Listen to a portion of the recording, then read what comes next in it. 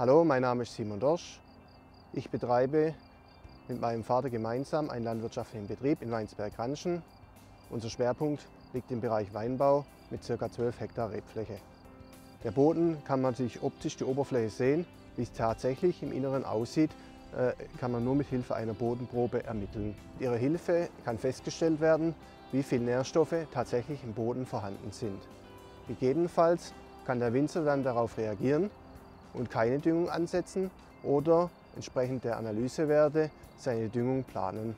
Der optimale Zeitpunkt für die Bodenprobe liegt im Februar, März, bevor dann im Anfang April oder Mitte April die Düngung erfolgt. Die Grundnährstoffe kann man natürlich jederzeit untersuchen. Die Bodenuntersuchung ist zum Teil auch an gesetzliche Vorschriften geknüpft. Beispielsweise muss eine Bodenuntersuchung durchgeführt werden, wenn ein Schlag eine Fläche von 1 Hektar überschreitet und hohe Mengen an Phosphor gedüngt werden sollen, ist eine Untersuchung spätestens alle 6 Jahre notwendig. Hat ein Betrieb Flächen im Wasserschutzgebiet, so sollte eine Bodenuntersuchung in einem dieser Weinberge pro Jahr durchgeführt werden. Bei der Bodenuntersuchung wird ein gewisser Bodenhorizont untersucht. In der Regel von 0 bis 60 cm. Bestimmt werden die Nährstoffe Stickstoff, Phosphat, Kalium, Magnesium. Daneben wird gleichzeitig in der Regel auch der pH-Wert und der Humusgehalt ermittelt. Ist darüber hinaus auch noch möglich, Spurenelemente wie Zink, Mangan oder Molybden zu ermitteln. Erhält man die Analyse aus dem Labor zurück, werden die Gehalte an Stickstoff, beispielsweise Stickstoff, Phosphat, in Gehaltsklassen eingeteilt und anhand dieser Gehaltsklassen wird dann festgelegt, also A, B, C, D, E. Und je nachdem, welche Klasse der Gehalt ist keine Düngung notwendig. Es ist eine Erhaltungsdüngung notwendig, wenn wir im mittleren Bereich sind mit C.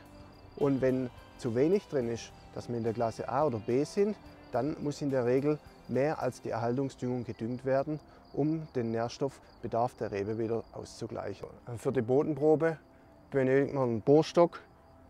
Hier ist jetzt ein einfacher, den man nur mit dem Fuß reindrückt. Man nimmt dann noch einen Eimer mit. Dann hat man, das nimmt man mit in den Weinberg und am Fahrzeug hat man in der Regel Tüte dabei, wo man dann später die Bodenprobe verpacken kann. Wird N- untersucht, ist wichtig, dass die Bodenprobe kühl gelagert wird. Deshalb ist es dann zielführend, auch vielleicht eine Kühlbox mitzunehmen, wo man das schon mal einlagert zum Kühltransportieren. Wichtig ist zum Beispiel einen gewissen Abstand zur nächsten Parzelle zu halten, also ca. 10 Meter von der Nachbarparzelle wegzubleiben. Weil es kann natürlich sein, dass bei der Düngung etwas vom Nachbar auf mein eigenes Grundstück hereingeflogen ist. Zudem muss auch vom Weg her ein Abstand von ca. 10 Meter gehalten werden, da einfach am Ende der Reihe in der Regel die Traktorgeschwindigkeit verlangsamt wird bzw.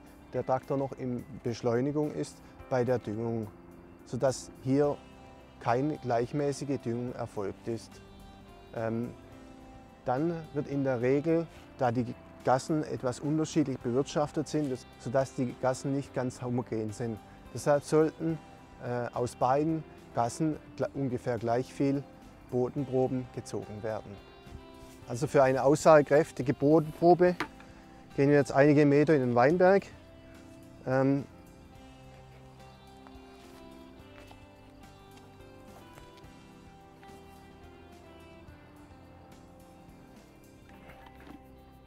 Und dann, wenn man die Bodenprobe sammelt, macht es natürlich wenig Sinn, diese in den Fahrspuren zu ziehen, da es hier in der Regel auch schwer geht. In der Regel wird in der Mitte gezogen. Fremdkörper, die kein Boden sind, wie beispielsweise Steine oder hier in der Probe zu sehen Grashalme, sollten entfernt werden, da diese später die organische Masse beeinflussen.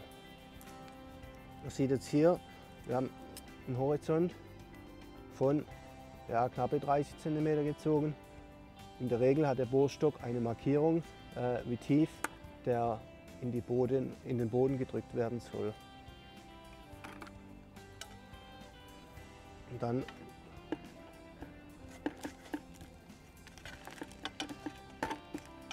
ist es auch immer wichtig, die ganze Bodenprobe aus dem Bohrstock herauszukratzen, damit sie auch repräsentativ ist. Über die Qualität der Bodenprobe entscheidet natürlich auch die Anzahl der Einstiche.